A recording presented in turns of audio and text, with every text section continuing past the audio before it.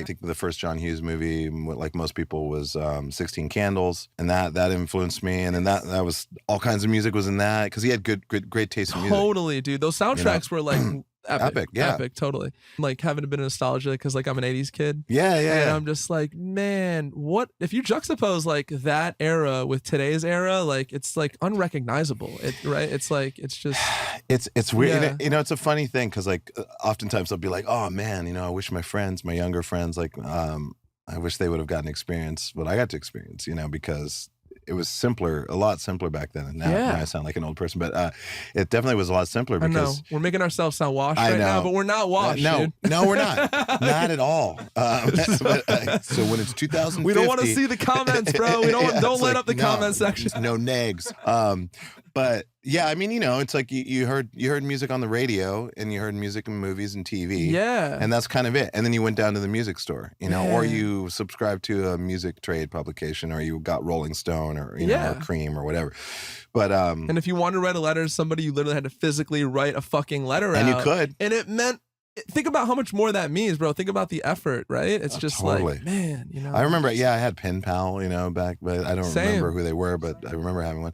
But yeah, I mean, so I mean, the discovery back then was, friends, people talking, radio, all that stuff. But on the radio, there was such great music. It's like nowadays, if there was a radio station, I'd be like, I'd be like, it's like 70% of it is just like, okay, well, you tried, that type of thing.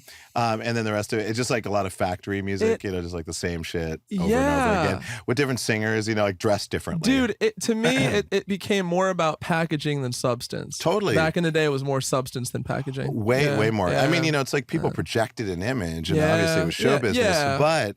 No, but it was a holistic. You actually had to be, in most cases, and obviously people can find tons of cases of like kind of vapid, kind of whatever throwaway shit. And there were like one-hit wonders and all that. But it wasn't the majority, Reggie. No, right? It was not. Yeah. No, because when you listen to like, I listen to Top 40, Rick Dees and whoever else was doing shit like that.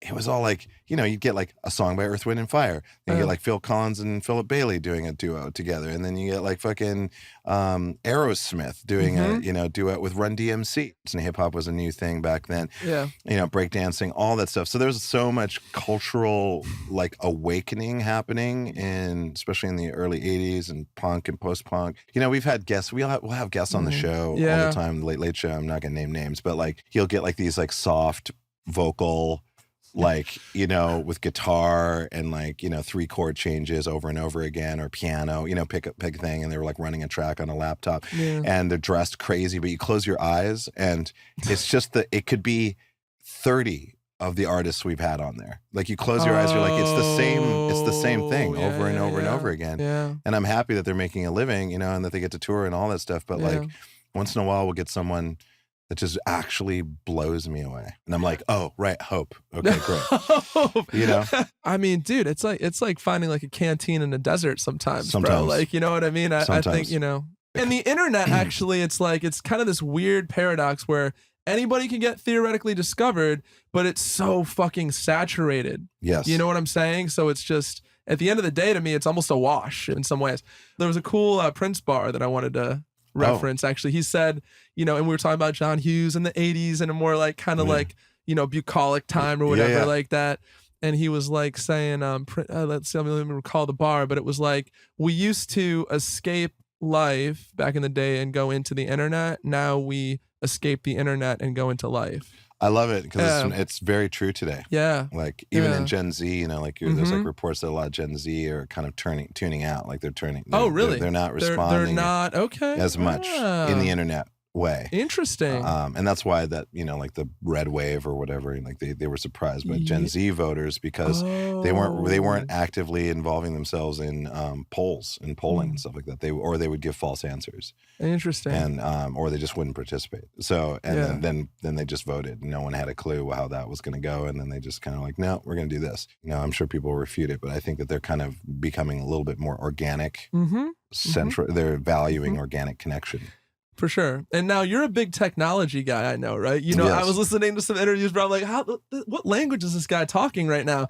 But like, there's, I think it's called Neuralink. Neuralink with Neuralink. all right. So Elon Musk is trying to, and I'm like, we're moving towards merging, human beings and like AI. I feel like, and there's people that want to do that. I think Elon might be one of them. Yeah. How do you feel about that being like a huge, technology advocate? I'm wondering, honestly, because I feel like you have both. You also like the human side of, and yeah. You mean like Neuralink specifically? Yeah, or just well, come like integrated? just the idea maybe of like one day, like we have a chip in us and Yeah, I mean, my feeling on that is, I think it's a little bit misguided, and I think it's unnecessary. The problem with like combining, like fusing electronic computational hardware to the human system sucks because, as we know, iPhone comes out and it's irrelevant like 9 months later. So you're putting gear into your body that's probably going to improve like in just a matter of months. So why even do that? So I think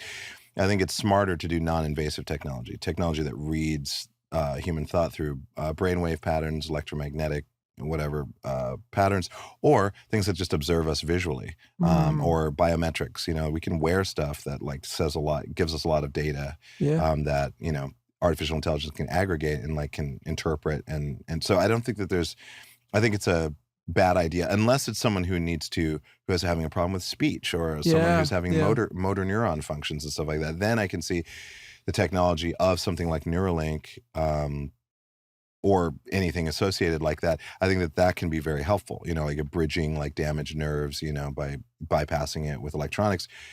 Totally down for that to increase the quality of someone's life. But as an elective technology, I think it's unnecessary. And I think it's kind of a waste of money for that. I think they should still continue the research for medical reasons, but I don't think for like everyday use, we don't need to do that. Yeah, that's a good point, because I feel like all tech just kind of like updates so quickly, right? It's like, wouldn't that suck? You're like, you got the latest blah, blah, blah chip. You're like, cool. And then like 2 years, like a more powerful processor. You're like, fuck.